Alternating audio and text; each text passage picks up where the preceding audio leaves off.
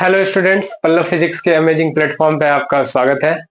तो आज हम लोग एसएचएम पढ़ेंगे और एसएचएम में एक टॉपिक है एनर्जी इन एसएचएम। तो उस पे आज बात करेंगे। चलिए शुरू करते हैं।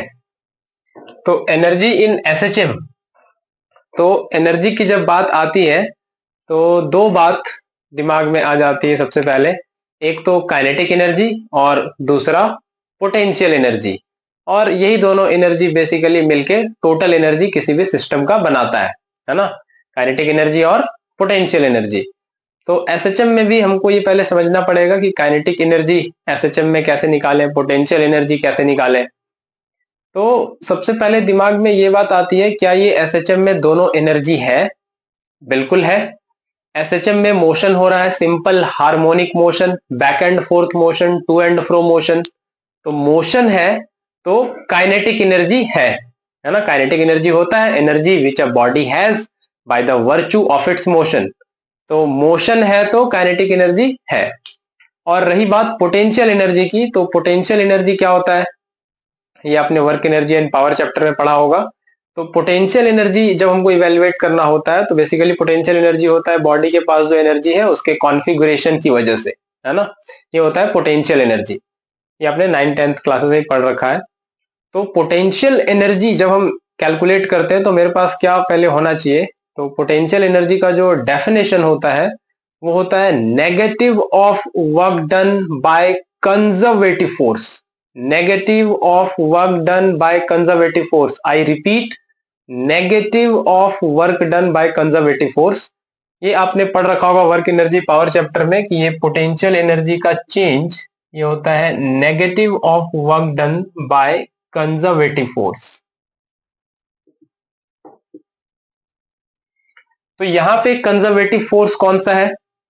यहाँ पे जो रिस्टोरिंग फोर्स है, जैसे कंजर्वेटिव फोर्स में पढ़ाया जाता है spring force, gravitational force, electrostatic force, ये सब क्या है? ये सब कंजर्वेटिव फोर्स है। कंजर्वेटिव फोर्स पता होना चाहिए। वर्क डन, जिस फोर्स के द्वारा किया गया वर्क डन पाथ पे डिपेंड नहीं करता है, सिर्फ इनिशियल और फाइनल पोजीशन पे, वो होता है कंजर्वेटिव, है ना। Path independent, work done path independent होता है, तो वो कंजर्वेटिव फोर्स होता है। तो पोटेंशियल एनर्जी का डेफिनेशन है negative of work done by the conservative force. तो एसएचएम के केस में जो फोर्स है restoring force F equal to minus K X, तो जैसे स्प्रिंग फोर्स होता है F equal to minus K X, कुछ वैसा ही है यहाँ पे। तो F equal to minus K x कैसा है? वो कंजर्वेटिव नेचर का है। तो कंजर्वेटिव फोर्स है तो हम पोटेंशियल एनर्जी की बात कर सकते हैं, वर्क डन निकाल सकते हैं। तो ये पहले एक आइडिया आपको आना चाहिए, आइडिया समझ आना चाहिए ये पहले कि मतलब पोटेंशियल एनर्जी और काइनेटिक एनर्जी पहले पता होगा तभी आप टोटल एनर्जी बता सकते हो। और काइनेटिक और पोटेंशियल एनर्जी हम ऐसे देखने वाले हैं। तो पहले काइनेटिक एनर्जी देख लेते हैं, फिर पोटेंशियल एनर्जी देख लेते हैं, फिर दोनों को सम अप कर देंगे तो टोटल एनर्जी आ जाएगा, एनर्जी इन एसएचएम आ जाएगा। तो चलिए वन बाय वन अब शुरू करते हैं इसको।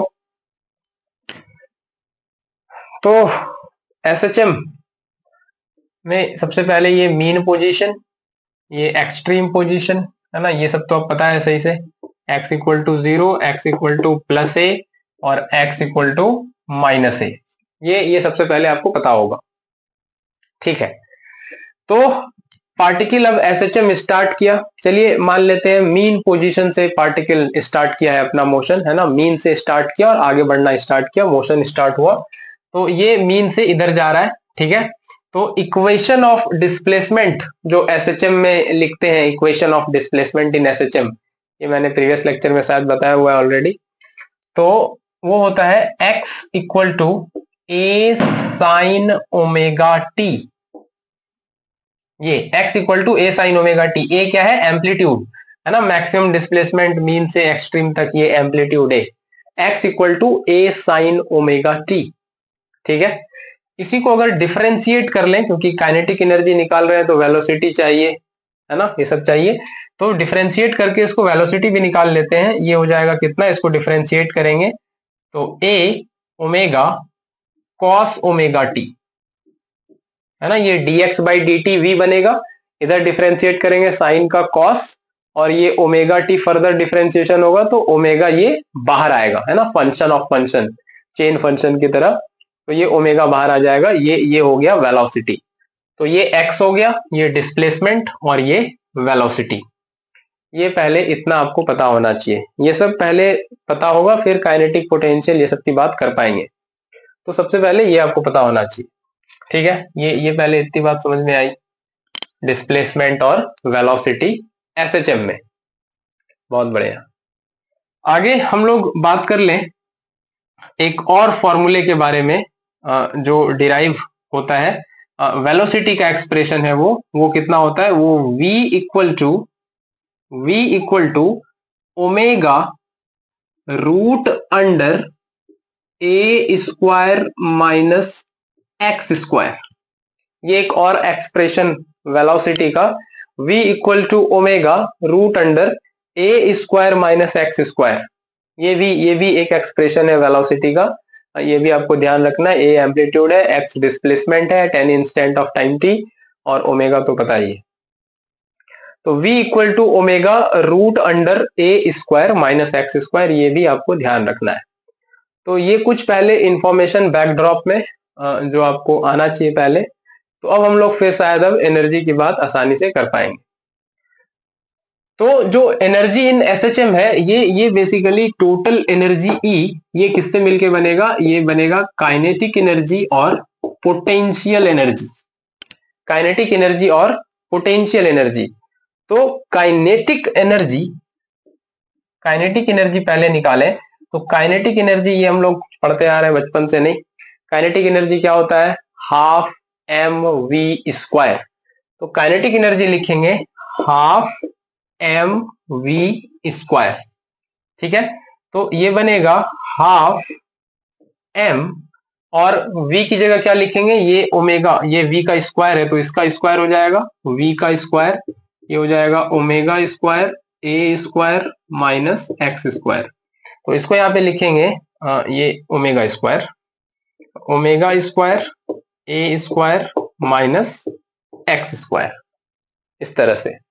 ये अब आपको पता होगा m ओमेगा स्क्वायर, ये क्या हो जाता है k, constant, SHM constant k, और ये हो जाएगा A square minus X square, है ना। ये k A square minus X square, ये काइनेटिक एनर्जी का एक्सप्रेशन आ जाएगा।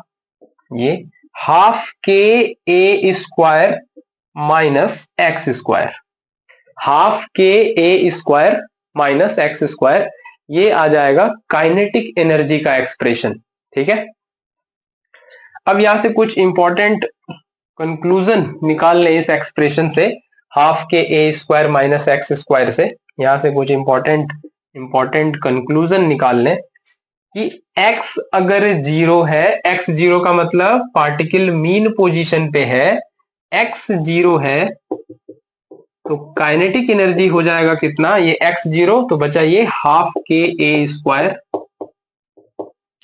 ये हाफ के ए स्क्वायर, और x अगर a के बराबर है, यानी कि यहाँ पे एक्सट्रीम पोजीशन पे है, x a के बराबर है, प्लस a माइनस a दोनों चलेगा, है ना, प्लस माइनस a मैटर नहीं करता है यहाँ पे, क्योंकि स्क्वायर है तो प्लस ही हो जाएगा इवेंचुअली। तो ये हाफ के, ये जीरो हो जाएगा, नहीं, हाफ के ए स्क्वायर माइनस ए स्क्वायर, तो ये तो जीरो कर देगा, है ना, ये जीरो कर देगा काइनेटिक एनर्जी को। तो यहां से ये समझ में आ रहा है कि जब पार्टिकल मीन पे है तो काइनेटिक एनर्जी का जो वैल्यू है हाफ के ए स्क्वायर है, और जब एक्सट्रीम पे है तो काइनेटिक एनर्जी का वैल्यू जीरो है, यानी कि मिनिमम है ना, ये मिनिमम है।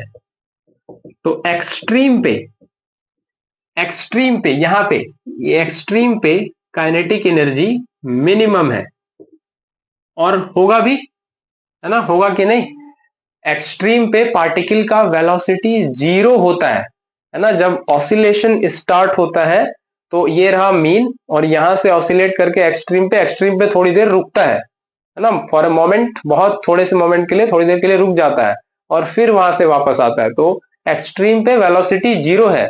इसको आप उससे रिलेट करके थोड़ा समझ सकते हो, मोशन अंडर ग्रेविटी।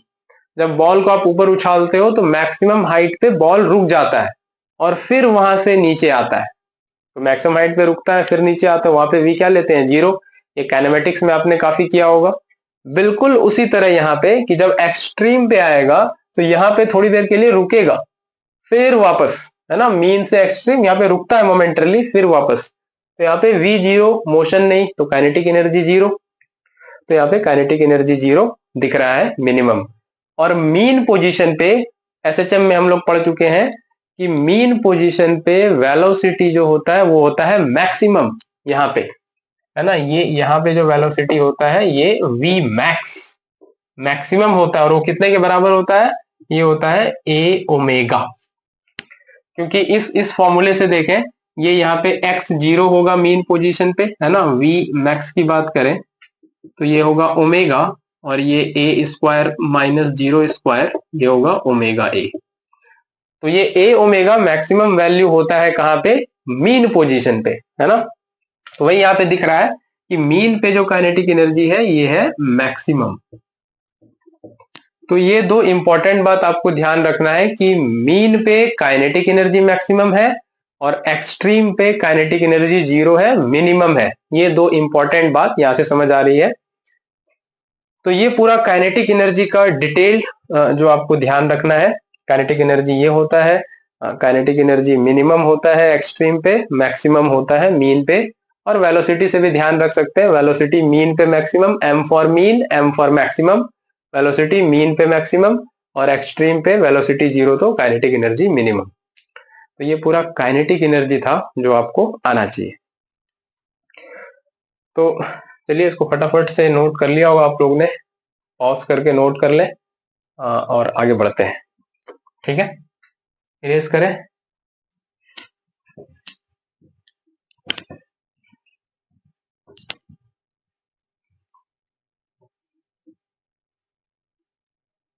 तो ये हो गया काइनेटिक एनर्जी, है ना, ये हो गया काइनेटिक एनर्जी। अभी ये 50% काम हुआ है, अभी पोटेंशियल एनर्जी इवेलुएट करना पड़ेगा, ठीक है। तो चलिए आगे पोटेंशियल एनर्जी कैलकुलेट कर लेते हैं। तो पोटेंशियल एनर्जी के बारे में सबसे एक इंपॉर्टेंट बात यह है कि पोटेंशियल एनर्जी का एब्सोल्यूट वैल्यू आप नहीं निकाल सकते कभी, है ना। ये कभी मैं बताऊंगा, वर्क एनर्जी पावर का कभी लेक्चर लेंगे तो इस पे बात करेंगे, पोटेंशियल एनर्जी क्यों नहीं एब्सोल्यूट वैल्यू निकाल सकते। अभी फिलहाल इस पे फोकस कर लेते हैं। पोटेंशियल एनर्जी का हमेशा चेंज निकलता है, ठीक है। पोटेंशियल एनर्जी का एब्सोल्यूट वैल्यू नहीं निकाला जा सकता, चेंज इन पोटेंशियल एनर्जी निकाला जा सकता है। ये फिलहाल अभी आपको बात मेरी माननी है, वर्क एनर्जी पावर में इसको कभी डिटेल से बात करेंगे। पोटेंशियल एनर्जी का चेंज निकलता है, एब्सोल्यूट फिगर नहीं, एब्सोल्यूट वैल्यू नहीं निकाला जा सकता पोटेंशियल एनर्जी का। ये क्वांटिटी ही कुछ ऐसी है ना। तो यहां भी हम लोग पोटेंशियल एनर्जी का चेंज निकालेंगे, change, change in potential energy, ये होता है negative of work done by conservative force, ठीक है, negative of work done by the conservative force. और यहां पे भी जो फोर्स है वो कंजर्वेटिव नेचर का है। एसएचएम में जो रिस्टोरिंग फोर्स लगता है, एसएचएम में जो रिस्टोरिंग फोर्स लगता है F equal to minus K x, ये कैसा है, ये है कंजर्वेटिव। कैसे कह सकते हैं हम कंजर्वेटिव है ना, ये दिमाग में आ रहा होगा। तो F equal to minus K x, देखिए ये बिल्कुल वैसा ही नहीं है स्प्रिंग फोर्स जैसा। स्प्रिंग फोर्स तो कंजर्वेटिव होता है, ये आपको पता होगा। तो कुछ वैसा ही तो है ये रिस्टोरिंग फोर्स जो एसएचएम में हमको दिखता है F equal to minus K X, तो ये कंजर्वेटिव है ना। वर्क डन इस फोर्स का पाथ इंडिपेंडेंट है। ये सब आपने वर्क एनर्जी पावर चैप्टर में डिटेल में पढ़ रखा होगा। तो conservative force, negative of work done by the conservative force, ये हमको यहाँ पे निकालना है। तो work done by the conservative force निकालेंगे और फिर ये नेगेटिव साइन लगाएंगे तो पोटेंशियल एनर्जी का चेंज आ ही जाएगा। तो चलिए अब work done by the conservative force निकालते हैं। तो थोड़ा इसको यहाँ पे क्लीन कर लें थोड़ा, ठीक है। तो इस पिक्चर की जरूरत पड़ती है हमेशा, नहीं, एसएचएम में। तो चलिए कह देते हैं कि मीन पोजीशन से पार्टिकल स्टार्ट हो रहा है, यहीं से हम लोग माने हैं, है ना।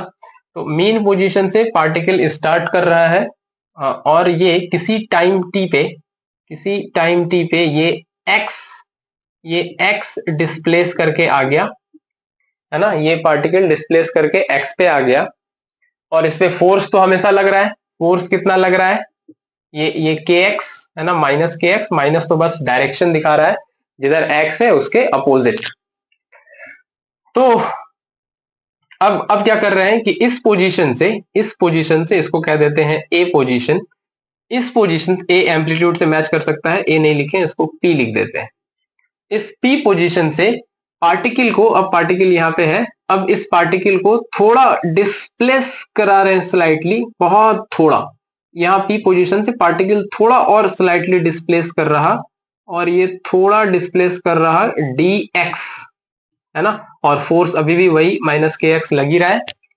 ठीक है, तो हमको work done by the conservative force निकालना है, तो हम लोग लिखेंगे यहाँ पे, ये माइनस तो है ही, work done by the conservative force. तो अब यहाँ पे आपको ये दिमाग में आ रहा होगा, वर्क डन होता है फोर्स डॉट डिस्प्लेसमेंट, है ना। वर्क डन क्या होता है, फोर्स डॉट डिस्प्लेसमेंट। ठीक है, ये वर्क डन क्या होता है, ये वर्क डन होता है फोर्स डॉट डिस्प्लेसमेंट। ये कंजर्वेटिव फोर्स का वर्क डन, मतलब कोई भी वर्क डन तो यही होता है। तो हम लोग यही यहाँ पे लिखने वाले हैं। तो क्या लिखेंगे यहाँ पे कि F डॉट डी एक्स, है ना, F डॉट डी एक्स, यहाँ पे फोर्स लग रहा है माइनस के एक्स, और डी एक्स हम इधर थोड़ा डिस्प्लेस कराए स्लाइटली, थोड़ा आगे। तो ये F डॉट डी एक्स यहाँ पे ये हो गया क्या, ये हो गया यहाँ पे, ये वर्क डन हो गया बाय द रिस्टोरिंग फोर्स, ये F। ठीक है, जो कंजर्वेटिव इन नेचर है। तो अब यहां से क्या देखना है कि ये जो वर्क डन निकल रहा है, ये लिमिट लगाना पड़ेगा, कहां से कहां, तो ये लिमिट ये लगा देंगे, कहां से कहां, तो ये x इक्वल टू 0, है ना, ये मीन पोजीशन से x इक्वल टू x यहां तक, है ना, x इक्वल टू x, ये यहां तक। तो इसको अब कर लें जरा सॉल्व आगे। तो ये माइनस ये x इक्वल टू 0 और x इक्वल टू x जो यहां तक लेके आए, f क्या है, तो अभी हम सिर्फ मैग्नीट्यूड लिख रहे हैं, क्योंकि ये नेगेटिव साइन बस डायरेक्शन बता रहा है, जिधर डिस्प्लेसमेंट है उसके अपोजिट, बस ये डायरेक्शन बता रहा है। तो यहाँ पे हम लोग लिखेंगे के एक्स, है ना, क्योंकि यहाँ भी लिखेंगे पूरा cos 180, तो वो माइनस साइन ये वाला अपने आप वो कैरी कर लेगा अपने अंदर। तो एफ के एक्स और ये डी एक्स, है ना, और ये हो गया cos 180 डिग्री। cos 180 डिग्री क्यों, क्योंकि डिस्प्लेसमेंट इधर है और फोर्स इधर लग रहा, अपोजिट है दोनों। तो यहां से के एक्स के आगे हम माइनस इसीलिए यहाँ पे नहीं लिखे, क्योंकि ये जो cos 180 लिख दिए, ये उस बात को अपने अंदर कैरी कर रहा है। तो ये यहां से अब आ जाएगा कितना, तो ये हो गया cos 180 माइनस 1, माइनस और ये माइनस हो जाएगा प्लस, तो प्लस साइन को हटाते हैं, तो के एक्स डी एक्स अब बचा के, और ये एक्स डी एक्स क्या हो जाएगा, एक्स स्क्वायर बाई 2, और ये इसका लिमिट 0 से x, तो ये हो जाएगा k बाई 2, और ये एक्स स्क्वायर माइनस 0, और ये हो जाएगा हाफ के एक्स स्क्वायर। हाफ के एक्स स्क्वायर ये आ जाएगा change in potential energy, half के एक्स स्क्वायर। तो ये जो चेंज इन पोटेंशियल एनर्जी है, ये क्या आ गया, हाफ के एक्स स्क्वायर। ठीक है, ये हो गया हाफ के एक्स स्क्वायर। तो चेंज इन पोटेंशियल एनर्जी क्या है, तो ये मीन का पहले और फिर ये बाद का, ये एक्स वाले पोजीशन पे, तो इसको कह लेते हैं कि यू एक्स वाले पोजीशन पे माइनस यू मीन वाले पोजीशन पे, है ना। चेंज का मतलब यही हुआ, फाइनल माइनस इनिशियल, और ये हाफ के एक्स स्क्वायर। ठीक है, ये इतनी बात समझ में आई। अब ये हो भी सकता है, नहीं भी हो सकता है, लेकिन ज्यादातर जगह ये एजम्पशन रहता है कि मीन पोजीशन पे या रेफरेंस पे, जो मेरा मीन यहाँ पे अभी रेफरेंस है, रेफरेंस पे पोटेंशियल एनर्जी को मानते हैं जीरो, हो जीरो जरूरी नहीं है ना, ऐसा मानते हैं, बस ये एजम्पशन है। तो मीन पोजीशन पे हम ये एजम्पशन लेंगे कि पोटेंशियल एनर्जी क्या है, जीरो, है ना। तो इसको हटाते हैं, दिस इज बाय एजम्पशन, है ना, ये यू मीन, इसको क्या लेना है, जीरो। ठीक है। और x पोजीशन पे जो पोटेंशियल एनर्जी है इसको लिख रहे हैं u, ठीक है। तो ये बन जाएगा u इक्वल टू हाफ के एक्स स्क्वायर, है ना, हाफ के एक्स स्क्वायर, ठीक है, हाफ के एक्स स्क्वायर, ठीक है। ये इतनी बात समझ में आई, u इक्वल टू हाफ के एक्स स्क्वायर। तो ये आ गया पोटेंशियल एनर्जी, कोई पोजीशन x पे कितना हो जाएगा, u इक्वल टू हाफ के एक्स स्क्वायर। तो अब मेरे पास काइनेटिक भी है और अब मेरे पास पोटेंशियल एनर्जी भी है, दोनों है, u इक्वल टू हाफ के एक्स स्क्वायर। तो पोटेंशियल एनर्जी के भी मैक्सिमम मिनिमम वैल्यू की बात कर लें तो ये हो गया पोटेंशियल एनर्जी का चेंज वगैरह। तो पोटेंशियल एनर्जी के भी मैक्सिमम मिनिमम वैल्यू की अगर बात कर लें तो ये आ रहा है, u कितना आ रहा है, ये आ रहा है हाफ के एक्स स्क्वायर। तो x अगर 0 है यानी कि मेन पोजीशन पे है तो पोटेंशियल एनर्जी क्या है, 0। ये तो अभी अभी देखे। x अगर a है प्लस माइनस जो भी एक्सट्रीम पे, ये एक्सट्रीम पोजीशन पे u कितना है, ये है हाफ के a स्क्वायर, है ना, ये कितना है, हाफ के a स्क्वायर। तो बहुत क्लियरली दिख रहा है, बिल्कुल काइनेटिक एनर्जी का उल्टा है। मीन पे पोटेंशियल एनर्जी क्या है, मिनिमम, है ना, और मीन पे सॉरी एक्सट्रीम पे पोटेंशियल एनर्जी क्या है, मैक्सिमम, है ना, मैक्सिमम। तो यही होता है, जहां पे पोटेंशियल एनर्जी होती है वहां काइनेटिक एनर्जी नहीं होता, है ना।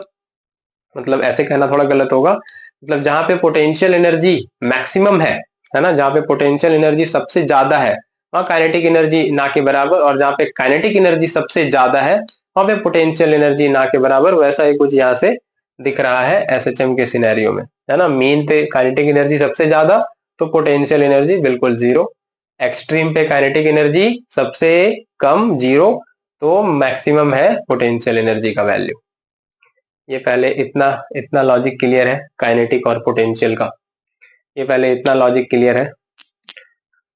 तो चलिए इतना लॉजिक क्लियर है तो आगे हम लोग बढ़ते हैं, आगे हम लोग बढ़ते हैं और समझ लेते हैं टोटल एनर्जी के बारे में, है ना, टोटल एनर्जी के बारे में।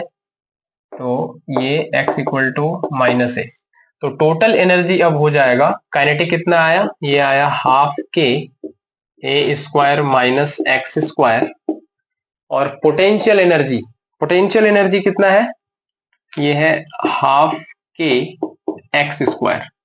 तो ये हाफ के एक्स स्क्वायर माइनस वाला प्लस वाला ये कैंसिल हो जाएगा, नहीं, ये हाफ के ए स्क्वायर माइनस हाफ के एक्स स्क्वायर और ये प्लस हाफ के एक्स स्क्वायर, तो हाफ के एक्स स्क्वायर कैंसिल होगा, ये आएगा हाफ के ए स्क्वायर, ये आ जाएगा टोटल एनर्जी का वैल्यू, टोटल एनर्जी का वैल्यू।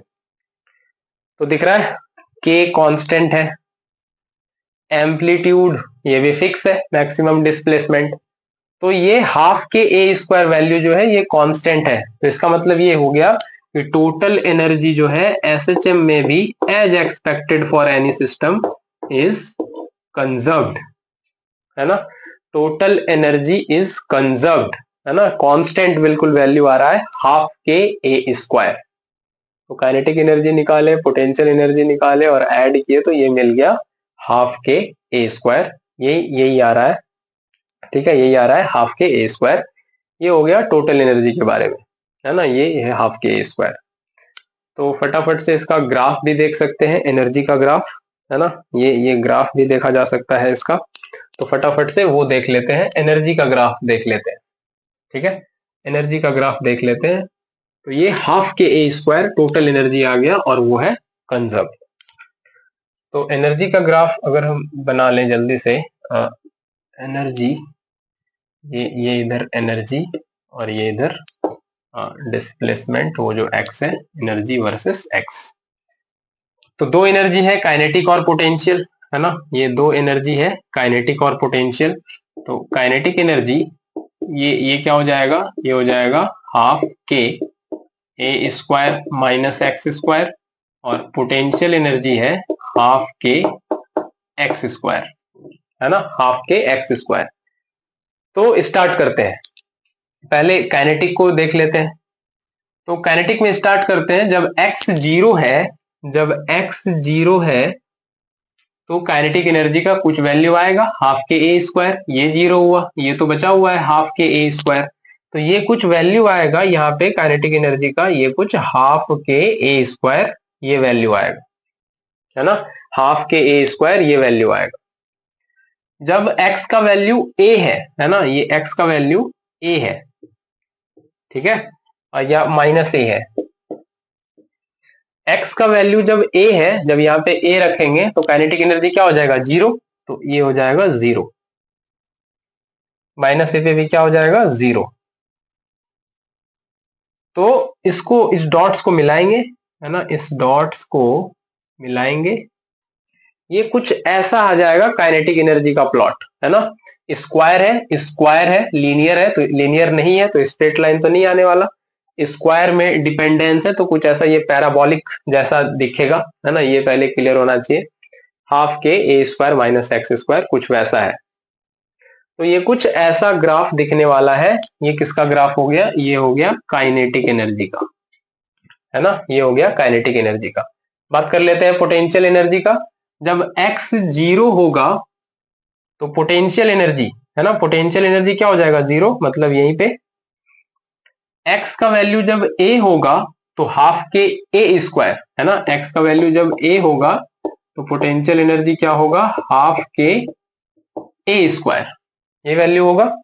तो ये a पे इसका कुछ वैल्यू है ना, यहाँ पे क्या वैल्यू था, ये वाला वैल्यू है हाफ के a स्क्वायर यहाँ पे, तो यही वाला वैल्यू ए पे पोटेंशियल एनर्जी दे रहा है हाफ के ए स्क्वायर, मतलब यहाँ पे ये यहाँ पे कहीं वैल्यू होगा। उसी तरह से ये निगेटिव एक्सट्रीम लेफ्ट एक्सट्रीम पे भी यहाँ कहीं वैल्यू होगा। तो इसको जब मिलाएंगे तो ये कुछ इस तरह, ये कुछ इस तरह, और ये, तो ये वाला ग्राफ हो जाएगा किसका, ये हो जाएगा ग्राफ पोटेंशियल एनर्जी का, है ना, ये हो जाएगा ग्राफ पोटेंशियल एनर्जी का। ऐसा ये पैराबोला बनेगा, ठीक है, ये कुछ वैसा वाला हो गया ना, x square equal to 4ay जैसा, है ना, पैराबोला। तो ये y, तो ये इधर ऐसे अपवर्ड पैराबोला बन जाएगा, तो वैसा ही कुछ दिख रहा है, ठीक है, वैसा ही कुछ दिख रहा है। तो स्क्वायर डिपेंडेंस है तो पैराबोलिक कर्व आपको दिख रहा है। तो ये हो गया काइनेटिक और पोटेंशियल एनर्जी का ग्राफ।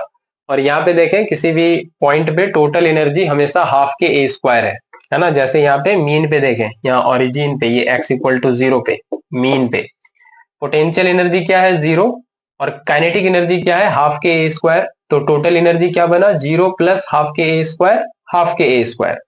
एक्सट्रीम पे देखें, इस ए पे काइनेटिक एनर्जी क्या है, जीरो, पोटेंशियल एनर्जी है हाफ के ए स्क्वायर, तो टोटल एनर्जी क्या हो गया, हाफ के ए स्क्वायर। इधर भी zero kinetic energy, potential energy half के ए स्क्वायर, तो टोटल एनर्जी क्या हो गया, हाफ के ए स्क्वायर। तो टोटल एनर्जी कहीं भी कांस्टेंट होगा, कंजर्व होगा, हाफ के ए स्क्वायर जो दिख रहा है यहाँ पे, है कि नहीं। तो ये था ग्राफ एनर्जी, एनर्जी का ग्राफ था with respect with displacement, energy versus displacement, ये काइनेटिक और पोटेंशियल एनर्जी का ग्राफ था, ठीक है। ये ग्राफ भी समझ में आया, आई होप ये ग्राफ भी आपको समझ आया होगा, ठीक है, ये ग्राफ भी आपको समझ आया होगा। तो ये एनर्जी के बारे में था और ग्राफ के बारे में था।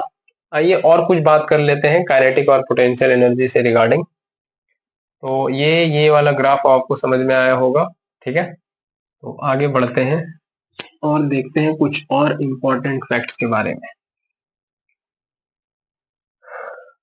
तो और इसमें क्या आता है, और इसमें क्या है, तो सबसे पहले जब आज स्टार्ट किए थे ये टॉपिक पढ़ना, तो सबसे पहले एक जगह स्टार्टिंग में ही जो इक्वेशन ऑफ डिस्प्लेसमेंट है वो और वेलोसिटी वो सारा लिखे थे, x equals to A sine omega T, और v लिखे थे A omega cos omega T, ये सबसे पहले ही आज लिखे थे, ठीक है।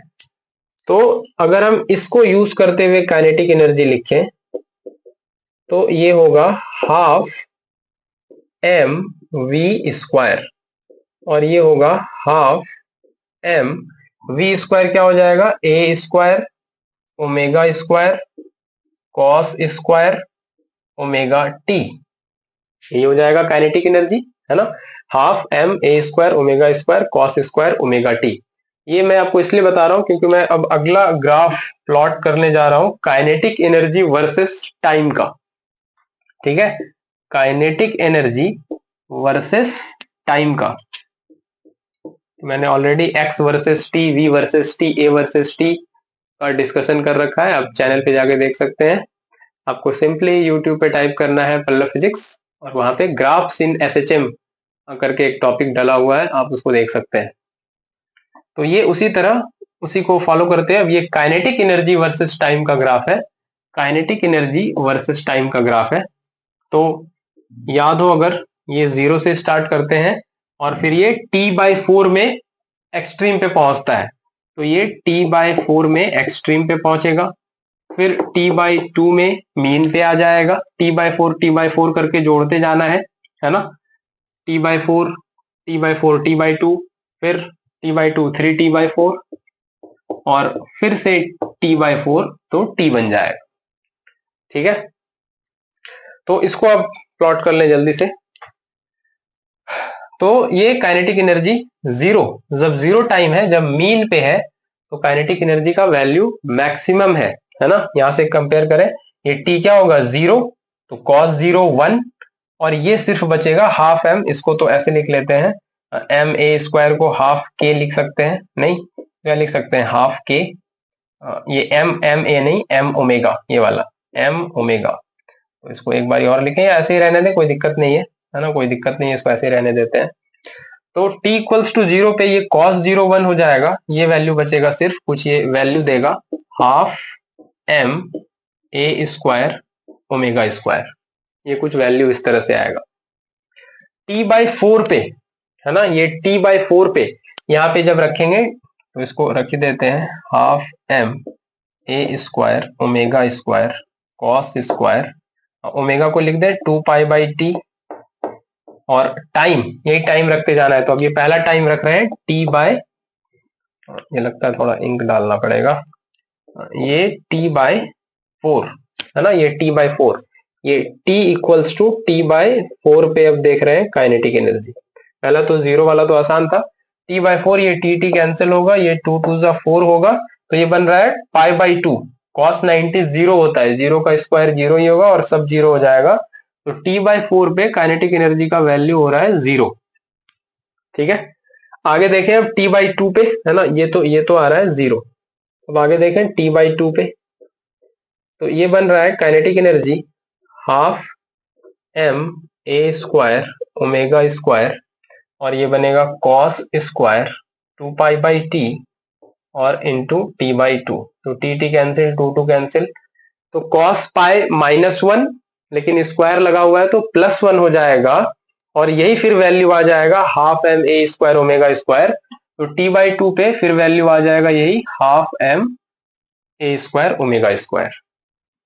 3t/4 पे, तो आगे मैं इधर लिख लू इसको अब, तो ये t इक्वल्स टू 3t/4 पे ये काइनेटिक एनर्जी हो जाएगा कितना, half M A square omega square cos square 3 पहले t है ना, 2π/t है, 2π/t और 3t/4, तो t से t कैंसिल, 2 2 जा कैंसिल, तो 3π/2, तो ये 0 हो जाएगा, cos 3π/2 को लिखेंगे पाई प्लस π/2, तो cos 90 बनेगा वहां पे, फिर 0 हो जाएगा, तो ये पूरा 0 हो जाएगा फिर से, तो ये वाला वैल्यू फिर से 0 हो जाएगा 3t/4, है ना, ये वैल्यू फिर से 0 हो जाएगा। अब आगे बच गया t, तो t वापस से, है ना, t वापस से रख लेते हैं, तो t वापस से रख लें, t इक्वल्स टू t, तो ये बनेगा kinetic energy half M A square omega square cos square 2π/t into T, T कटेगा, cos 2π 1 होता है, तो ये फिर से वैल्यू आ जाएगा half M A square omega square, तो ये वैल्यू कितना आ जाएगा फिर से, ये फिर से मैक्सिमम वैल्यू आ जाएगा half M A square omega square. ठीक है, तो सबको डॉट्स को ज्वाइन करेंगे तो ये सबसे पहले ये बनेगा, फिर ये बनेगा, फिर ये बनेगा और फिर ये बनेगा। तो ये इस तरह से कुछ ग्राफ प्लॉट होगा काइनेटिक एनर्जी का, है ना। ये इस तरह से कुछ ग्राफ प्लॉट होगा काइनेटिक एनर्जी का। तो मैं फटाफट से इंक डाल लूं थोड़ा।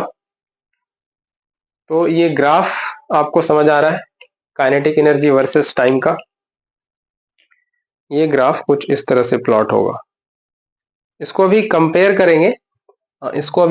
करेंगे, थोड़ा डिस्प्लेसमेंट वाले ग्राफ से और वेलोसिटी एक्सेलरेशन वाले ग्राफ से। तो कुछ उसमें डिफरेंस देखने को मिलेगा, है ना, और कुछ फर्क थोड़ा पता चलेगा।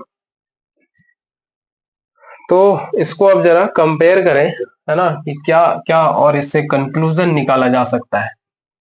काइनेटिक एनर्जी वर्सेस टाइम वाले ग्राफ से क्या कंक्लूड कर सकते हैं।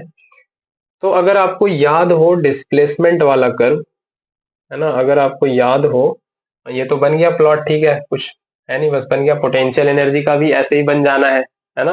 पोटेंशियल एनर्जी के फॉर्मूले को ऐसे रख के बना डालना है, कुछ है नहीं। तो इसमें क्या और नया सीखने को मिलेगा। तो x का अगर आपको ग्राफ याद हो, ये t/4, ये t/2, ये 3t/4 और ये t। तो इसका अगर ग्राफ याद हो, x equal to a sine omega t वाला, क्योंकि वही लेके हम लोग चल रहे हैं। तो साइन है तो ओरिजिन से स्टार्ट होगा, ये लॉजिक मैंने आपको बताया था। तो ये फिर अब ऊपर जाएगा, ये इस तरह, है ना, और फिर ये नीचे आएगा, फिर ये यहाँ 3t/4 और ये यहाँ t। ये इस तरह से कुछ ग्राफ बना था। तो आपको इसमें ये कंक्लूड करना है यहाँ पे कि ये जो डिस्प्लेसमेंट वाला ग्राफ था, इसका फ्रीक्वेंसी कितना है। इसका फ्रीक्वेंसी है ओमेगा, है ना, ओमेगा क्या लेते हैं, इसका फ्रीक्वेंसी है।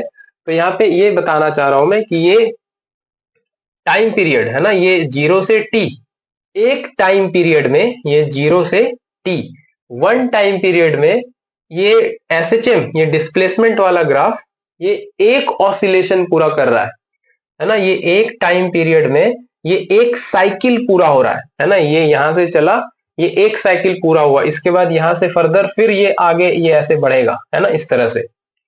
तो यहां तक ये टी टाइम तक ये एक साइकिल पूरा हो रहा है। ये डिस्प्लेसमेंट वाले ग्राफ का ये एक साइकिल पूरा हो रहा है एक टाइम पीरियड में। आगे फिर जो ग्राफ बनेगा ये पूरा इसका कॉपी होगा, कॉपी पेस्ट, है ना, ये यहां से पूरा कॉपी होके आगे जाएगा। तो एक टाइम पीरियड में इस ग्राफ का एक साइकिल पूरा हो रहा है। और फ्रीक्वेंसी इसी को तो कहते हैं नंबर ऑफ साइकिल पर सेकेंड, हर सेकेंड में कितना साइकिल पूरा हो रहा है। तो यहाँ पे एक साइकिल पूरा हो रहा है एक टाइम पीरियड में। तो इसका फ्रीक्वेंसी क्या बनेगा, इसका फ्रीक्वेंसी क्या लेते हैं, कुछ एफ बनेगा, है ना, एफ 1f, है ना, एक फ्रीक्वेंसी है। फ्रीक्वेंसी क्या होता है, नंबर ऑफ ऑसिलेशन पर सेकेंड, है ना। तो यहाँ पे एक टाइम पीरियड में 1t में इसका एक ऑसिलेशन हो रहा है, एक साइकिल पूरा हो रहा है। तो इसका फ्रीक्वेंसी f है, ओमेगा है। लेकिन काइनेटिक एनर्जी वाले ग्राफ को देखें, काइनेटिक एनर्जी वाले के ग्राफ को, तो ये थोड़ा डिफरेंट सिनेरियो है। यहाँ पे अगर आप ध्यान से देखें तो ये t टाइम तक यहां तक है, लेकिन t टाइम पीरियड बीतने में, ये एक t पूरा होने में काइनेटिक एनर्जी का ग्राफ अपने आप को 2 बार रिपीट कर रहा है। यानी कि इसका पेरियोडिसिटी 2 है, मतलब साइकिल 2 पूरा हो जा रहा है। ये t/2 के बाद ग्राफ को देखिए, ये t/2 के बाद, ये t/2 के बाद, t/2 के बाद ग्राफ बिल्कुल कॉपी है, यहां से उठा है और सेम ग्राफ यहां आगे दिख रहा है ना। ये यहां से चला, यहां गया, ये एक साइकिल, फिर उसके बाद यहां से स्टार्ट हुआ, फिर यहां गया, ये दूसरा साइकिल।